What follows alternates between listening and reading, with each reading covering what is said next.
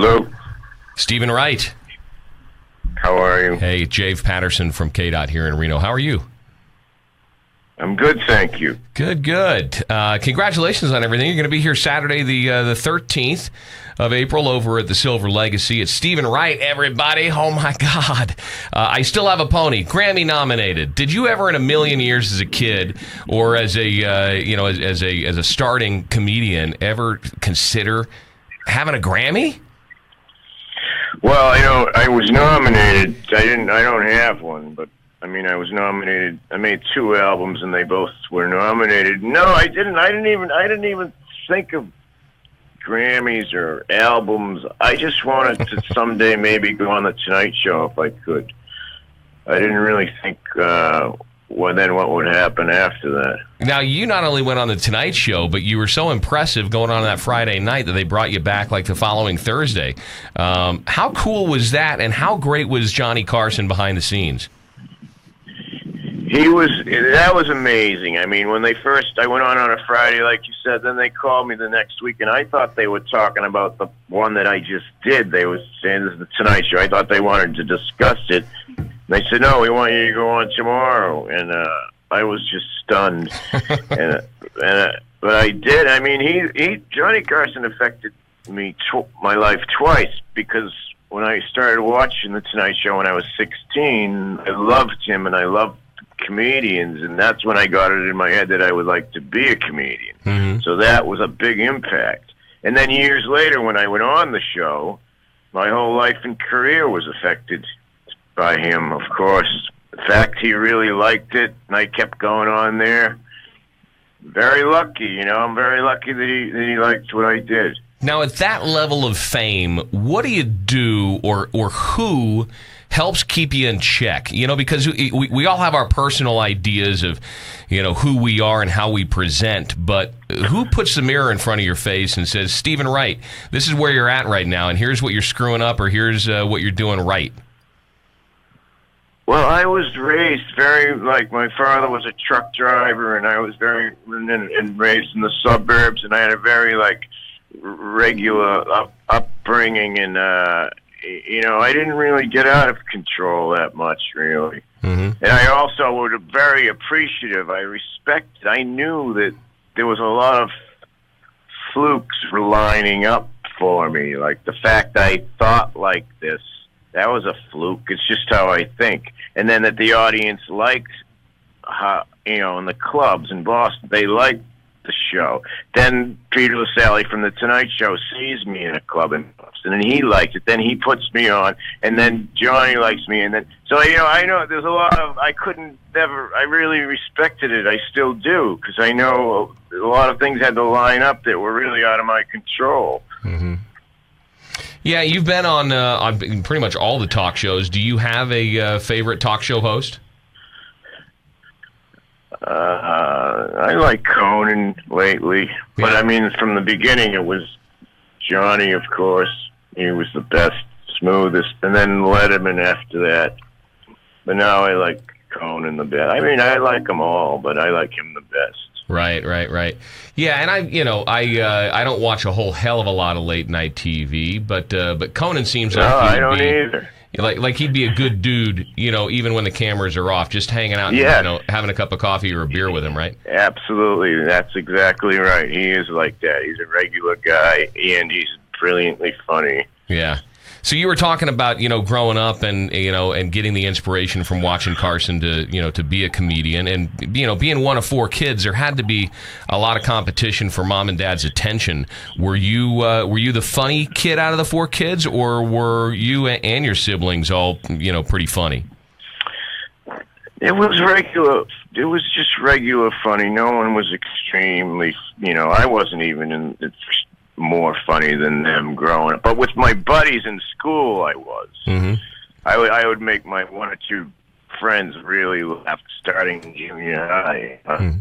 The attention of the class, they didn't want, it was very introverted. But I remember starting in junior high really making my buddies laugh. We're talking to Stephen Wright, and the first thing that really grabbed my attention, Stephen, was your incredibly unique style. Especially in a time where you had all these, these screamers, these yellers and screamers who got a lot of a laugh because they just, they blew up on stage and went crazy with their screaming. And yours was so subdued; it was incredibly unique. Was that done purposely, or is that really you, or more of just a character that you thought, hey, I'm going to completely go counterintuitive to the wave of some of these new comedians that are coming out? No, there was no planning like that. There was no overall, I didn't have a meeting with myself, how can I be different? That's another thing that lined up by accident. I mean, this is how I talk. I'm talking to you. This is how I talk. Yeah. And then everyone is nerd. No one wants to do public speaking. I mean, that's one of the most horrible fears people have in their lives. They've done. I know. Is it tough to avoid political humor with the political climate that we've got right now? I don't even get in it. I've never gotten into it. I've never commented. It's really insane now, but I always talked about things that aren't in the news, like the speed of light and gravity. I never talked about a big movie star or a TV show or McDonald's. I didn't want anything I talked about to be attached to any time. Okay. So I could do the joke for 30 years. That's I smart. couldn't be doing Reagan jokes now. Right. I mean, I could, but I look insane. Hey, so what does give you inspiration to write and to come up with fresh material? I'm very observant from when anyone wakes up till when they go to sleep.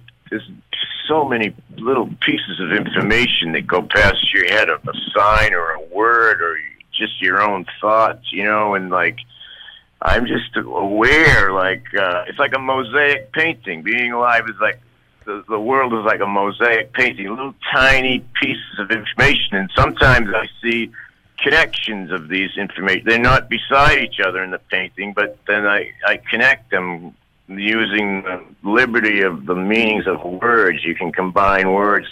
You can do things that could never be done in reality. So, but to answer your question, it's just from noticing stuff. I don't try to write jokes. I just go through my day, and almost every day.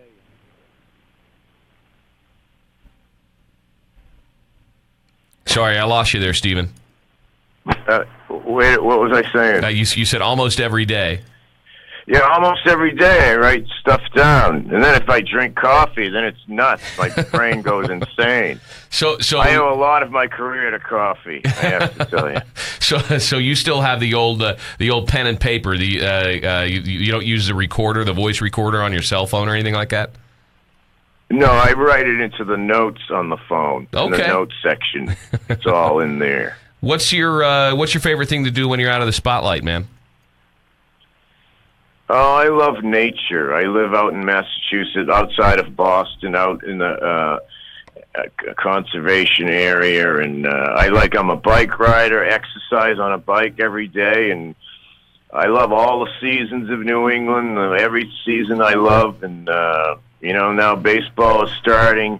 I'm no regular guy, except I have an extra imagination. That's cool. Have you ever spent any time up around Lake Tahoe?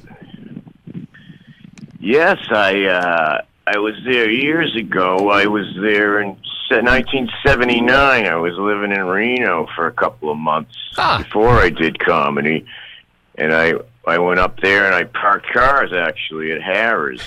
No kidding. Yeah, for a few weeks I parked there, and then years later I went back there to play in the area, and then I would go skiing. That was when I would ski also. It's very beautiful. You're coming from Massachusetts, it's a whole other planet, how the environment looks. It's incredible. I'll tell you, we've had an impressive season this year. If you still have ski legs beneath you, the resorts are staying open till July this year. Wow, really? Yeah, Squaw just announced they're going to be open till like July the 7th. It's pretty ridiculous. So I don't know how much time you have to spend here. I know the show is Saturday the 13th, but if you have a day on either end, it's certainly worth a quick trip up into the hills here because we got plenty of snow still hanging around.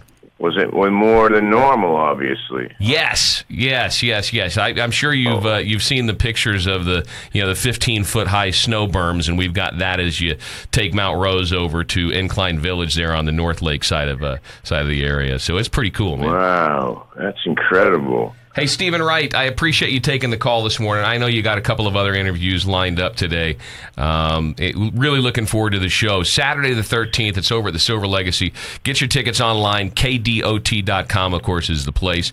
Stephen, thanks for everything, man. I appreciate your humor and what you've been able to give to the media, man. You're always a pleasure and very, very funny to listen to. Thank you so much. Really good talking to you. Thank you very much. Likewise. We'll talk soon. Take care. Okay, bye. Bye-bye.